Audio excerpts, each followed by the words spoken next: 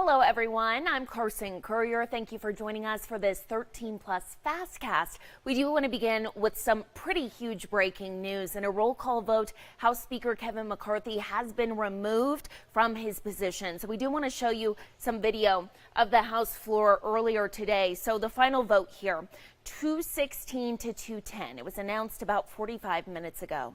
Arizona Representative Andy Biggs was among the 8 Republicans to vote against McCarthy. This ends an effort by Florida Republican Representative Matt Gaetz to remove McCarthy. Gaetz accused him of not living up to his promises made when he got enough votes to win the job. Now, this is the first time a House Speaker has been removed in a no-confidence vote. Representative Patrick McHenry of North Carolina was named Speaker pro tempore. Now, one of McCarthy's allies actually said this was just a, quote, vote for chaos today. We do know that the House GOP is expected to meet tonight. They are not expected to vote on anything. Of course, this will be developing throughout the day, throughout the night, throughout the week. We will keep you updated on air, online, and right here on 13 Plus as soon as they elect a new leader. Turning now to some developing news here at home. A convicted child molester rearrested in Tucson for crimes against children. You are looking at a picture of 46-year-old Brian Edward Purdue. Tucson Police, Homeland Security, the FBI, and the Arizona Attorney General's office were serving a search warrant at his home after being alerted by the National Center for Missing and Exploited Children. During this search warrant, they found more than 600 images of child sexual abuse material on one of 2 phones.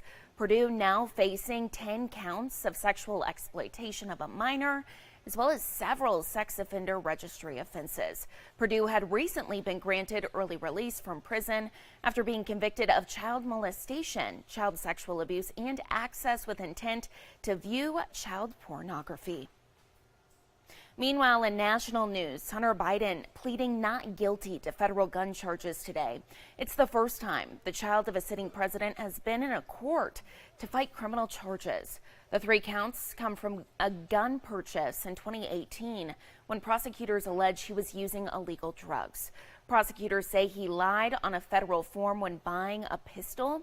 He's also charged with 2 counts of making false statements. His attorney hinted at their intention to file a motion to get the case dismissed. The judge said all motions need to be filed by November 3rd. That is exactly 1 month from today. A New York judge has issued a gag order in the civil trial involving former President Donald Trump. The former president was back in a Manhattan courtroom today, and the judge admonished him after Trump attacked the judge's law clerk on his Truth Social site and in comments he made to reporters covering his fraud trial. He ordered Trump to delete the post and for all parties to not speak publicly about any members of court staff. During a break in the proceedings today, the former president told reporters he intends to testify during trial. Mr. Trump, will you be testifying? Yes, I will. At the appropriate time, I will be. I think it's going very well.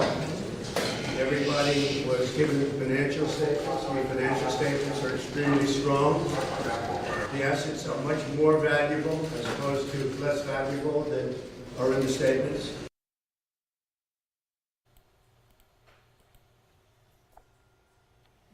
Trump is on the witness list for both the state as well as for his own defense. His longtime accountant, Donald Bender, continued on the stand for a second day of testimony today. Last week, a judge ruled Trump and his co-defendants are liable for fraud. Of course, we'll keep watching this for you. We will give you the very latest updates as we learn more. Analysis from Anderson Economic Group looking into the monetary impact of the United Auto Workers strike. Researchers say the strike against the big 3 automakers cost $3.95 billion. That was in the first 2 weeks. That's up significantly from the $1.6 billion in losses in the first week.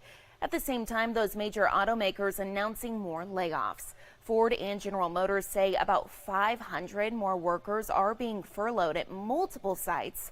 Ford says a total of 330 workers will be laid off at its stamping plant in Chicago and at some engine plants in Ohio. GM says its layoffs include 164 workers at metal centers in Ohio and Indiana. And the good news, if you are looking for a job, the number of available jobs in the United States unexpectedly grew in August. According to the Bureau of Labor Statistics, there were an estimated 9.6 million open jobs. This growth bucks a 3-month decline. Some of the biggest jumps in postings were in professional and business services, finance, and manufacturing. Meanwhile, the number of new hires ticked up slightly from July, as did the number of workers who quit their jobs. Layoffs held steady. Now, if you're just feeling lucky, maybe you don't want to work. You just expect that you're going to win the Powerball tonight. I mean, hey, good luck for you. The Powerball jackpot now stands at over $1 billion. It comes after there were no winners last night. The winning Powerball numbers last night were 12, 26, 27, 43, 47, with a Powerball of 5. Now, the next drawing is set for Wednesday with an estimated grand prize of $1.2 billion. That is the largest Powerball jackpot this year. So good luck. I know I'm going to play. I feel like you have to once it gets that high. But, I mean, come on. The chance is very slim, but you can always dream. Here at home, a super cool story.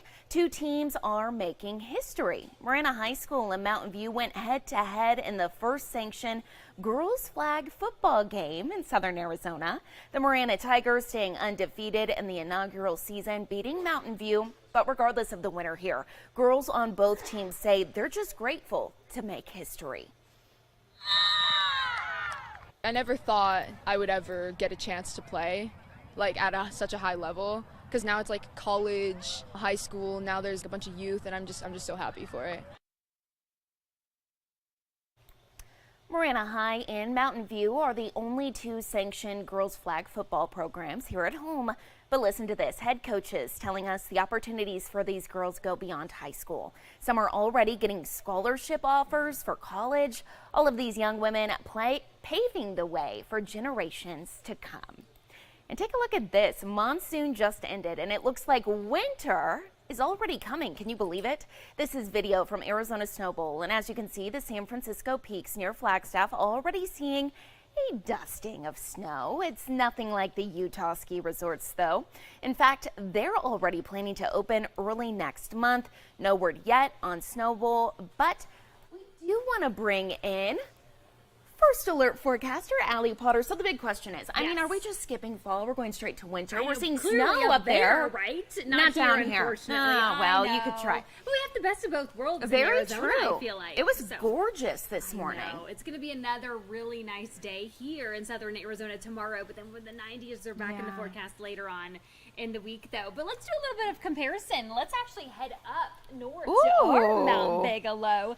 No snow up here, unfortunately, though. We have to wait a few months, but sooner or later we will see some snow here on the mountain. Still a gorgeous shot. Absolutely. Can't complain. No, but we can't complain about these temperatures either, Carson, because we are cooler than average. That average mark is at 90 degrees. Today, 87, so not too bad at all. But looking ahead, though, jumping to next week, in fact, we're going to be likely above average once again. Unfortunately, though, we were below average for this week. So far, though, we've seen 85 degrees for the Tucson Metro, 76 for Oracle, 75 in Wilcox, 83 for Sierra Vista, 78 in Sells, and 77 over in Ajo. 85 degrees right now in Tucson, 81 if you're in Safford, 85 for Nogales and the Benson area, 86 for Marana, 81 degrees for our friends down in Bisbee. Overnights, though, 55. Holy moly. I know. When's the last time we saw lows like that? Ooh, it's been quite some time. Yeah. We did see, I want to say, the low 60s overnight. Okay. But now the 50s. Oh, yeah. Ooh, Big just difference. Makes me cold. Just Yeah. just looking I at know. it. But 52 if you're in Nogales, 50 for Sassabee, 54 for Sierra Vista, 44 degrees for the Benson area, 48 up in Oracle, 57 for our friends up in Casa Grande. Taking a live look here at our satellite radar, we are dry. those the green dots that you see there on your screens. A little spotty though when it comes to any type of moisture, but again, we're not seeing any type of rainfall whatsoever. However, that trough that we did see the past couple of days is now faded away. It's heading more east. We're going to be greeted now by this ridge of high pressure, and you know what that means? That means warmer temperatures are on tap. But now when we're dealing with the couple of different weather systems, the low and high pressures, then it causes those gusty conditions, and that's what we're going to see come Saturday specifically. 33 miles per hour when it comes to that range, and then dropping to 19 by Sunday. Tomorrow's forecast, the 80s are sticking with us. That's some good news, feeling very much like fall. 89 if you're in Tucson, 84 for Sierra Vista, 87 in Nogales. Douglas, 85 degrees for you, with lots of sunshine continuing. Okay, we do have a very slight chance for rain on Friday, only a 10%, but that's also carried over to Saturday. So if we want to think a little positive, at least you're dealing with 2 days of 10% chance for rain. But those temperatures are going to be sticking with us in the 90s, dropping a little bit, but pretty much sticking with it early next week. I know, I feel like some people were complaining about 96, but I mean, last week we would have been like 96. Exactly, So, those triple digits. Exactly. So a lot to look forward to. Absolutely. Allie, I'm going to keep you here because Okay, I have a question sounds for good. you. Okay. So, for those of you who didn't know, it is a National Mean Girls Day. It was established in 2004 in the popular Lindsay Lohan movie of the same name. And now today, Mean Girls creator Tina Fey is auctioning off her annotated script of Mean Girls the Musical. It comes with Fey's handwritten notes and sketches in the margins, sharing her thoughts and ideas from the creation of the original film and the musical. Fey is among a group of showbiz A-listers who have donated first editions of their work for the auction. The auction for Fey's script runs until October 6th at theauctioncollective.com. So super cool there. But I have to ask you, so yesterday, I believe, we were kind of having a debate in this newsroom about whether or not Mean Girls the movie is a classic. And I need to know your thoughts. Give me all of your thoughts. I think Mean Girls is very quotable. I don't think I would not consider it a classic. I think of classics as like Family Vacation or Christmas Vacation with Chevy Chase. That's a classic to me. Little Women, Titanic, those are classics. Okay, so I go old school. Old school classics. Yes. This is just quotable movie. I think so. Always kind of when you need a good laugh, you know? Absolutely, yeah. Okay. What about you? You know, I actually... Oh no, the millennials talking. I considered it a classic. That's okay. But then our Robbie here, one of our managers... What did he say? He said it was not a classic. Exactly. Absolutely. He said Breakfast Club was a classic. Right. Yes. Okay, well, But my I'm more age of the is old showing. school kind of, you know. No, but I understand what y'all are saying. I feel like they're going to cut us off now. You know. Well, you know, National Mean Girls Day. Enjoy, friends. Here, we will end. So fetch. Allie Potter, folks. We will end with Mean Girls. It is from Mean Girls. Great quote. A live look outside Beautiful. to end our I love 13 plus FastCast. Thank you all so much for joining. Enjoy those cooler temperatures outside and tune in at 7:30 for more news and weather. Have a great day.